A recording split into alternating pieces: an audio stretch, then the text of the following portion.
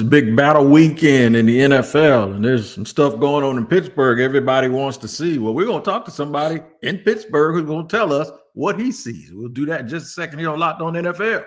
The barbershop is open and Tony Wiggins has a chair for you. He's ready with some real NFL talk. The local experts of Locked On bring their expertise, and Wiggy is ready with his clippers and shears.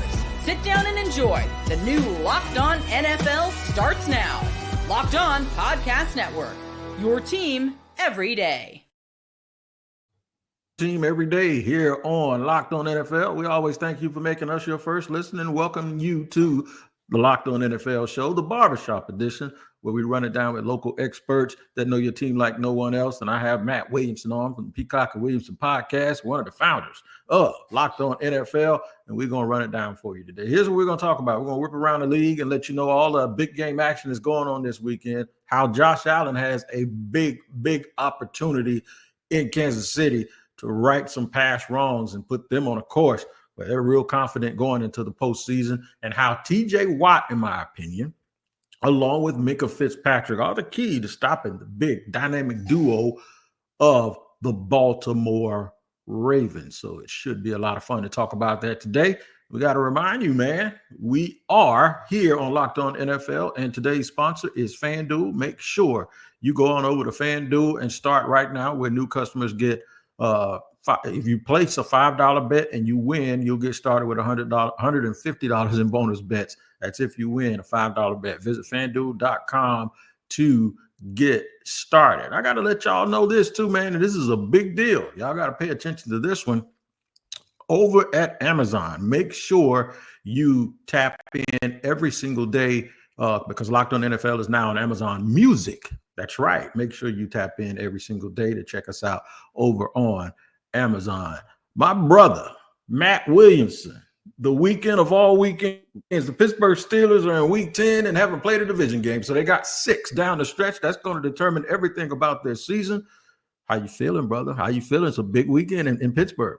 Steelers Ravens every week or every year, twice a year, sometimes 3, is always a different type of week for me, the whole city. I'm sure the city of Baltimore. It's a great rivalry, and there's so much on the line right now, too. I mean, so pretty psyched up. I mean, I was down at the facility yesterday. You can just get a little bit of a different buzz. You know, I mean, it's pretty crazy. And you're right. The Steelers have a strange schedule quirk. They have all their games left from the division, go to the Eagles, host Taylor Swift and Pat Mahomes here on Christmas. That's what they got left, you know. So it's going to be brutal.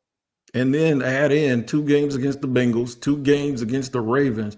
It's almost like the Ravens had their tough schedule at the beginning of the year, and now Pittsburgh is going to have their defining tough schedule at the end of the year, which I prefer, actually, because now you're all greased up. You know who you are. You have your identity. All of the injuries have kind of worked themselves out. Pittsburgh is missing Highsmith. I'm going to tell you in a second why I believe the Steelers have the prerequisite great players on the front line and on the back line to maybe be able to do some things against Lamar Jackson and Derrick Henry, in my opinion, number 1 and number 2, or maybe even co-MVPs in the league. But first, we're going to hear a little bit from the crossover between Pittsburgh Steelers and the enthusiasm, the Steelers and the Ravens. Chris Carter, my Thursday guest, and Kevin Ostraker, our Wednesday guest here on Locked On NFL. It's Crossover Thursday here on the Locked On Podcast Network. Locked On Steelers meets Locked On Ravens and some rivalry talk. Kevin, it's Steelers-Ravens week. It's back, baby. It took 10 weeks, but the Steelers are finally playing a divisional game. Don't know why the NFL did this to us, but here we are.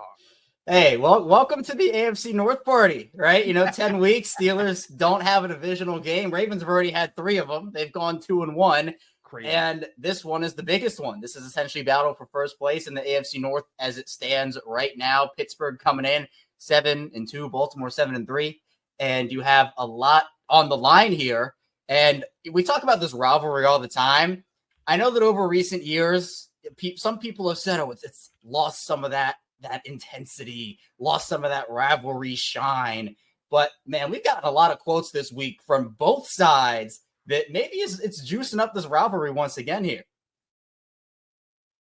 Hey, Williamson, I know 2 buddies of mine, right? Mm-hmm. And both of them independently, they know of each other. But they're known as dudes that are like con artists. Like they don't play 3-card Molly with them, man. Don't do it and don't loan them any money. Don't invest. They're good people. They'll give you the shirt off their back, but they're just alike. And I asked another friend of mine, I said, why aren't they buddies? Why we don't never see? He said, because they see right through each other. Don't put them in the same room because they're the same dude. And they both will look at each other all night with these. That is Pittsburgh and Baltimore to me. It's like they won't admit it, but they are a lot alike. There's a lot of disdain, but there's also a lot of respect. Oh, no question. And I've been making the joke all week, and I've been doing it for years, that someday there's going to be a 30 for 30 or a football life with Ozzie Newsome and Kevin Colbert, out fishing in the ocean somewhere saying, remember when you stole that guy off me in the draft? And like they evaluate players the same way. They want the same type of guys. And a quick story, Wig, is, the Steelers drafted Terrell Edmonds several years ago, late in the first round. And I'm always down there for the draft. And Coach Tomlin's walking into the media section. And because a couple picks later, the Ravens took Lamar Jackson. And he kind of heard out of the corner of his ear, he's like, did the Ravens just take Lamar? And I just happened to be the person next to him. I'm like, yeah, Coach, Lamar's a Raven. He said a lot of bad words, and then had a big smile when he went in front of the camera, and he's like, "Oh man, I got to play against that guy for the Hey man, that's what it is. That is the NFL, and people have this. I always say, for something to be a rivalry, you need a dance partner. Now we're gonna get into the meat of this because this is something that, if you listen to our show and probably Locked On Steelers, you've heard this a lot. If you haven't, you probably haven't heard this a lot. I did not realize until Chris Carter of Locked On Steelers told me 7 out of 8. Pittsburgh has beaten Baltimore 7 out of 8 times. And I'm like, and I'm thinking, like, how can it be a rivalry when one team seems to always be winning? But I think it's a rivalry because regardless of who wins each and every game, it's like watching the Game of Thrones. It's like I choose violence. And so it's not the result, it's how they get to the result that causes everybody to love this rivalry so much.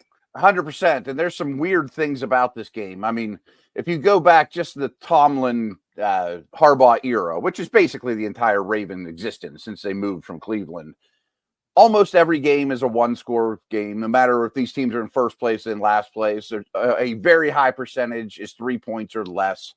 Strangely, Lamar has only faced the Steelers 4 times because, the most recent game, they were resting their starters. There was some weird COVID stuff. He would happen to be hurt for 2 of the games.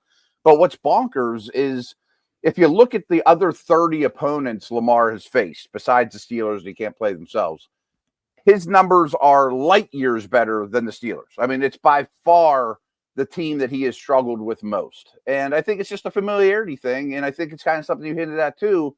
When you have Watt and Hayward in that defensive front, kind of like they did with Jaden Daniels a week ago, it just causes problems for some of these mobile quarterbacks. And now they have some speed on the second level with Patrick Queen, a former Raven. Yep. And I'm glad you mentioned Queen because now he's going to be motivated too because Baltimore kind of gave up on him and he's fit right in Pittsburgh. I mentioned those Hall of Famers and you mentioned the other. You mentioned Cam Hayward and Watt up front and then Minkah Fitzpatrick, who I believe is going to make it also as a safety. I think it's a key to Hayward understanding the RPO situation. I also believe he's going to make good sound decisions. He's never going to get out of the wrong gap. And I think TJ Watt is special enough, and he's very, very special. He's probably one of the 10 best players that ever played that type of football. I think he's going to know when to pick his poison. If it's up to me, I hit Lamar Jackson every time, and I'm looking for Queen and Fitzgerald to come up. And if I choose the wrong person, that's okay. But what we're not going to give you is a buffet or a smorgasbord. I'm taking one thing away from you, and I'd rather that thing be Lamar. Even if he pulls it back, he's going to have a Hall of Fame pass rusher beating him down, and that's going to make things easier on the back end. And then that leaves McQueen and Minkah Fitzpatrick to deal with Derrick Henry. That's how I play it. And that's, to me, that makes Mark Andrews very, very important on those quick pops to make sure that those guys stay home. Yeah, and that's exactly how the Steelers handle really mobile quarterbacks. I remember there was a Thursday night game here.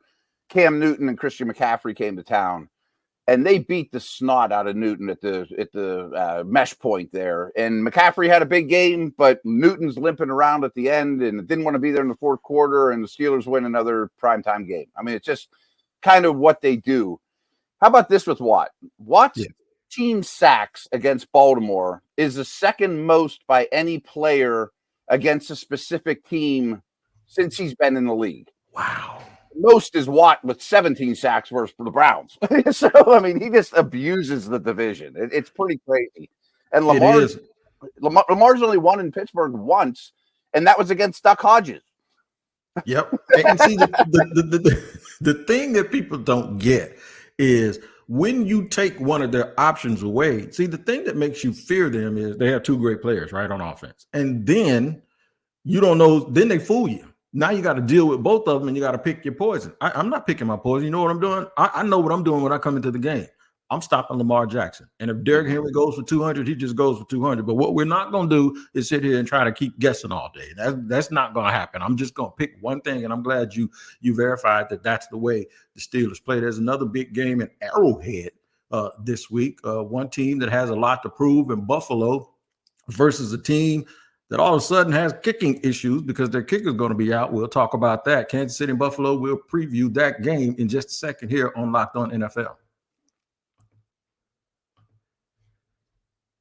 Today's show is sponsored and brought to you with big wireless providers. What you see is never what you get. Somewhere between the store and your first month's bill, the price you thought you were paying magically skyrockets. With Mint Mobile, you'll never have to worry about gotchas ever again. When Mint Mobile says $15 a month, when you purchase a 3-month plan, they mean exactly that, $15 a month. Ditch overpriced wireless with Mint Mobile's deal and get 3 months off premium wireless service for $15 a month. Go to mintmobile.com/lockedonNFL. That's mintmobile.com/lockedonNFL. Cut your wireless bill to $15 a month at mintmobile.com/lockedonNFL. $45 upfront payment required, equivalent to $15 a month. New customers on first 3-month plan only. Speeds slower above 40 gigabytes on unlimited plan. Additional taxes, fees, and restrictions apply. See Mint Mobile for details. And today's show is also sponsored and brought to you by our friends over at FanDuel, America's #1 sportsbook. You need to get ready to tackle the action this Sunday. And this is a good Sunday to start, too, because right now new customers can get $5.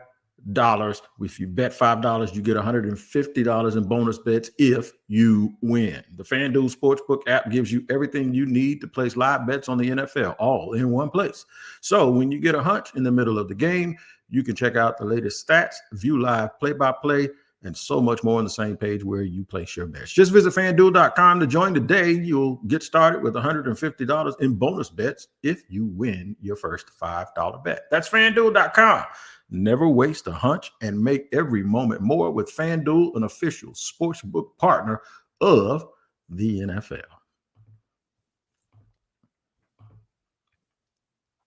All right, we rolling along here, man, on Locked On NFL. Got my man Matt Williamson, the OG from NFL Scout, who hangs around that Steelers facility all the time. And we got all of these teams that are worthy of being talked about a lot lately. So we're going to get right to the Chiefs because everybody's sitting here talking about the Chiefs are barely winning. And I say that's fine, and that's factual, Matt. But the only thing is you can take the word barely out, because when I look in the standings, I don't see BW. I just see W and L. I don't see barely, right? So it matters and it counts moving forward. They might have a little bit of issues with their kicking game, because one of the things that they have had, and there's a handful of teams that have these great kickers that you can always count on. Harrison Butker is one of them, but guess what? He's out. Listen to this. Kansas City's injury woes continue. Harrison Butker is headed to IR. He is having surgery on his meniscus to clean it up. He should be out 3 to 4 weeks.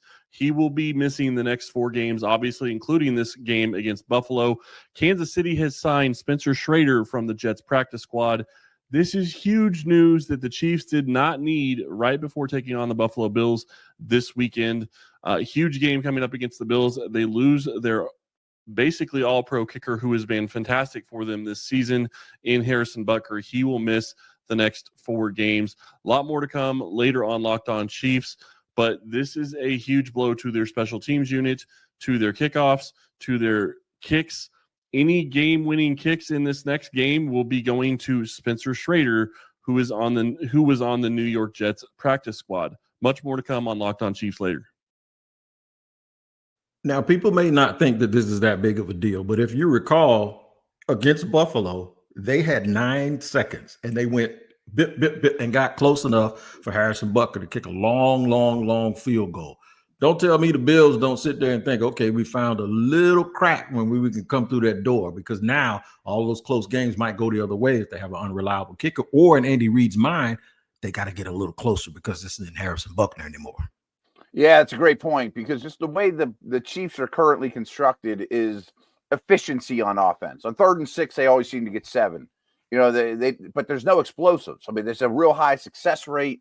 They move the football, and they're doing it differently. They reinvented themselves, as all these dynasties do. But wait, they're not blowing people out. You know, I mean, they're close games, and they had to block a kick to win last week. Maybe they're the team that gets the kick blocked this time around. And I say this a lot. I really believe there's about 25 legit NFL kickers on the planet, let alone Butker, who's a Pro Bowl type guy. And if you're one of those 5 to 7 teams that doesn't have one, and you're constantly stealing them off practice squads, and then you cut them the next week, and then you know how it goes. I mean, they're here for 2 games, and they've missed 2 field goals, and you go get the next guy, and he does the same thing. It's a coach's nightmare. Yeah. Yeah, it has to be. Yeah. It has to be, because if you're Dallas and that kid can kick it from Fort Worth, right? And if you're Butker and you still believe in Justin Tucker, even though Justin Tucker ain't quite Justin Tucker, and then probably the kid in Atlanta is pretty good, and we can name a few other guys. Boswell in Pittsburgh's been awesome this year. Yeah, Boswell has been good. Yeah. You feel like if you get to the 39, you got a shot, as long as the weather doesn't play a factor. But they've been winning so many close games, man. They just might leave a little bit of room for these teams. And I know Joe Marino is super, super excited about the Bills' opportunities. It's from the crossover against the Chiefs. You can hear it in his voice. Bills, Chiefs, round 8 of Mahomes versus Allen. We're getting ready for it today. This is a hyped up game. We know it is. Everyone's interested in this one. It feels really important for the Bills based on having 3 playoff losses to Kansas City since 2020. Despite some regular season success against the Kansas City Chiefs, the Bills winning the last 3, all 3 in Arrowhead. How important is this for the 9-0 Kansas City Chiefs? So I'm going to leave that open, and we're going to talk to you about that, because I think it's not only important for the Bills, I think the Bills can actually do a solid to Baltimore. I think they can do a solid for Detroit. I think they can do a solid for maybe even Pittsburgh. Somebody has to show that a team that wins 21 to 20 or 24-21 like Kansas City has, that they're not invincible. So Buffalo can beat them and feel better about themselves, but they can beat them and make other teams feel like they have a shot too. Yeah, and a huge key to me is the next time these teams meet. Is it what building is it going to be in? And if you're Baltimore, Houston, Pittsburgh, Buffalo, you have to kind of look at this thing like, if we have any shot to get the top seed in the AFC, if it's not going to be Kansas City, they probably have to fall here. I mean, and I'm not implying Kansas City's going to end up 17-0, but 15-2 seems very reasonable, or, you know, I mean, and that's going to get you home field. That's absolutely huge to me. I mean, you'd much rather play in Buffalo if you're Josh Allen than go into Kansas City. You much rather championship I'm talking about. You know? No doubt about it. So we got a big slate, and that big slate for the weekend actually started last night in Philadelphia, where a team continued to truck along, and now they found their identity with their young DBs to go along with their front, and then a third-year player who all of a sudden has stepped up and started to be like he was in college, and that's Nakobe Dean. We'll talk about that, how the defense has also helped the offense. We'll get to that in just a second here on Locked On NFL. I got to let you know about today's sponsor first, and that is Hillsdale College. You want to get smarter? I know I do, and I get sick and tired of going through the same thing on social media and scrolling through the mind-numbing content for hours and hours. I listen to former athletes talk bad about each other on podcasts. That ain't helping me get, any smarter. But Hillsdale College will, and they're offering more than 40 free, that's right, free online courses, including Constitution 101, the meaning and history of the Constitution, seems pretty relevant right now. Introduction of Free Market Economics, The Great American Story, Land of Hope, The Rise and Fall of the Roman Republic, and the brand new documentary style course on Marxism, Socialism, and Communism. All right. All of Hillsdale's courses are self-paced so that you can start whenever and tune in whenever. Plus, you can go deeper with readings, quizzes, discussions, or just enjoy the lectures. Go right now to hillsdale.edu/lockedon to enroll. There's no cost and it's easy to get started. That's hillsdale.edu/lockedon to register. hillsdale.edu/lockedon.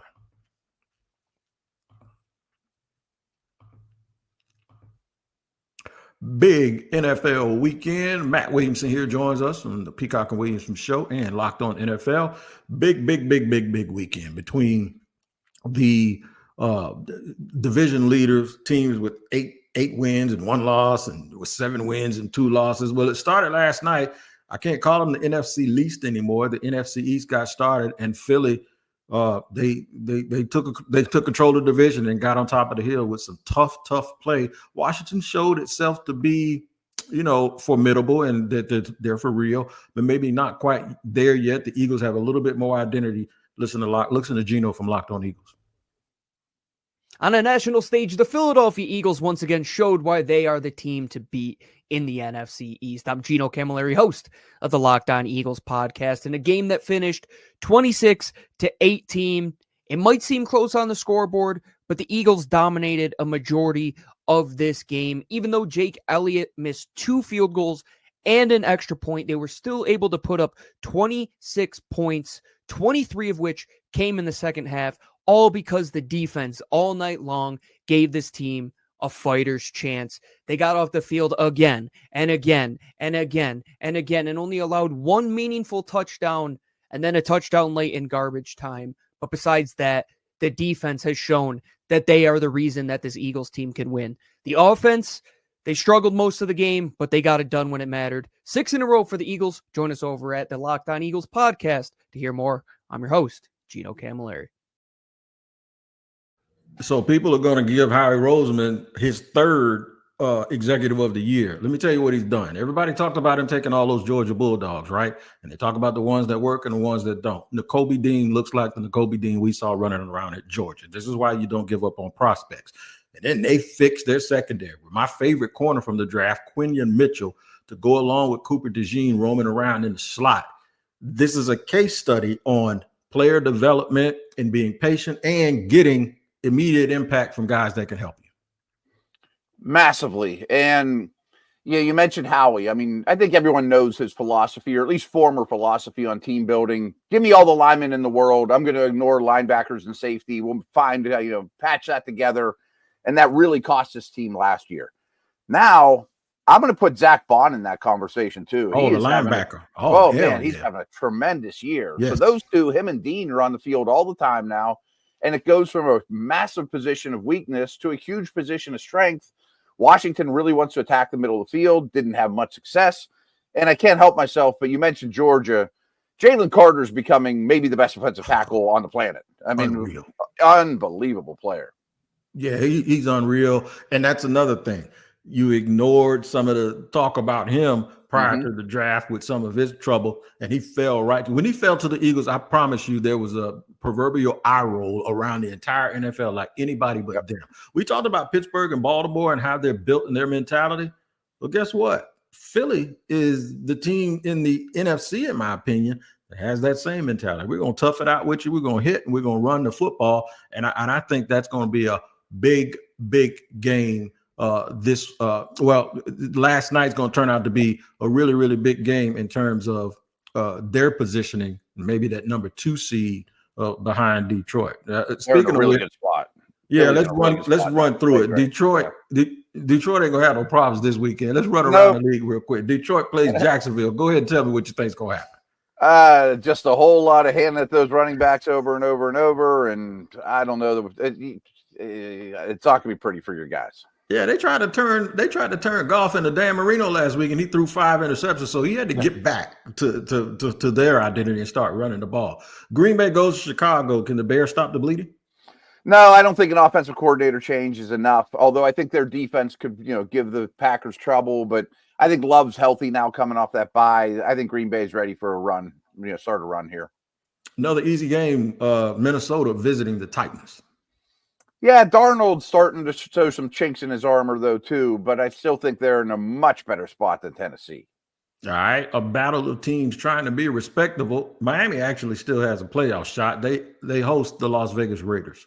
Yeah, I like how Tua's played. I mean, it hasn't lit the scoreboard up. They're not dropping 60 on people, but right. I do think that they're starting to play Miami football, and this is a real long shot, but the AFC is pretty soft and watered down right now. If Cincy or Denver loses, maybe Miami can get in that conversation as one of the 7 playoff teams. Maybe. I don't love where the Rams are playing, and I do like Drake May a lot. I think it's closer than people think, but the Rams probably sneak out of there with a win. Yep, and you're right. Let's get to Cleveland. Ooh, Cleveland going to the Saints. Are the Saints playing a little better now? I don't know. I mean, I always look at the Saints like if they can protect Carr, he can be adequate or above average, and I tend to think they won't be able to protect him with Myles Garrett on the prowl. Yeah, not against Cleveland. Jameis Winston revenge game. Oh, yeah, no doubt about it. They know him, too. So, Jameis might play well, but then you got to watch him because he'll pull a Sam Darnold and let it go to the other team a little bit too much. Colts against the mess, as Pete Axtell said, the big green fungus in New York, that is the Jets. Yeah, I don't know if going to Richardson makes them a better team or not, but I do think it makes them harder to play against on one particular day. Taylor's playing well. I just can't put my money on the Jets right now. I don't like where they're at all. I'm taking the Colts to win this game. Yeah. Me either. I'm going to leave this one last, so I'm going to skip this one. The Falcons. I think the Falcons, they're going to Denver. Denver lost the heartbreaker last week, and then the Falcons lost the game that they probably wish they could have back. I think if they lose 2 in a row, I still think they're going to win the division, but they're limping a little bit. Yeah, they're limping a little bit, and I think Denver's a physical, well-coached team. And NFC teams that have never played in that light air start to huff and puff in the fourth quarter more than other teams. I think Denver wins kind of a war of attrition here. And another thing to note, not familiarity with the air, but Denver's coach has familiarity with that entire NFC South division. No doubt. Yeah. And he seems to keep giving them problems. All right, Seattle at San Francisco. This is a sneaky good game and a sneaky important game for the NFC West. Yeah, another good division game that has serious ramifications, but I'm kind of putting my chips down on San Francisco to finish this thing strong and get in that Super Bowl conversation. No doubt about it. All right, Cincinnati and those Chargers that I talked about earlier. Man, Joe Burrow's playing incredibly well. Jamar Chase is playing incredibly well, but I feel like that's all the Bengals have, and I don't see a lot of physicality. I think the Chargers, as you've noticed, you opened the show talking about physical brands of football, Baltimore, Pittsburgh. It's that time of year. The weather's changing. I'm going to keep leaning towards the more physical, well-coached teams, and that's absolutely the Chargers. All right, we're going to skip these last 2 games and come back to them. I'm going to go to the Monday night game, the Battle of Texas with Houston, who needs a win, going to Dallas, who needs a whole lot of stuff. Yeah, I think Dallas is shot, unfortunately, and I think Nico Collins should return for this one. Stroud played better than people think. I think this is a blowout.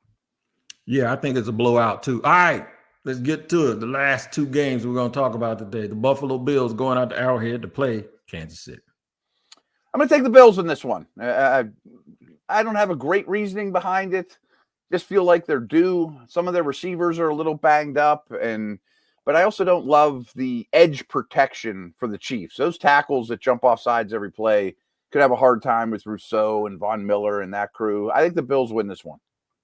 All right, and last but not least, I'm putting you on the spot here. I think I know. I trust that you ain't going to be biased and you're going to give me your opinion, but still, I got to ask you, Baltimore going to Pittsburgh.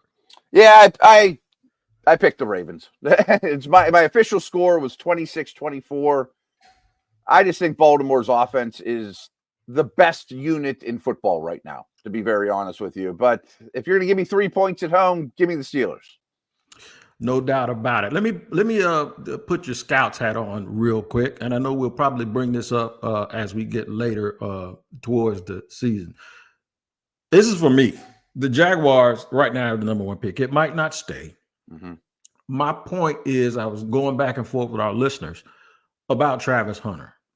I think in a year in the NFL, Travis Hunter could be cornerback 1 in the entire National Football League. And then you spot duty him as a wide receiver. I don't think he'll ever be better than Jamar Chase or Justin Jefferson as a receiver, however. But I do believe if you line Travis Hunter up against Travis Hunter, you'll find most of the value on defense, because who do you need to stop a great athlete? You need another guy on the other side of it. I think he has higher value as a corner, but it might not have as much scoreboard impact as it does as a wide receiver. Okay.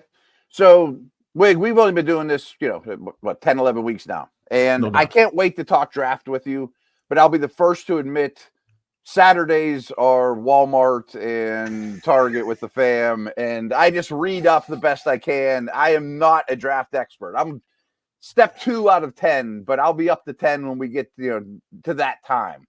Now, I guess here's my question, though, is you said that really well, and I've heard a lot of people say similar things about Hunter. Obviously, I'm familiar with him.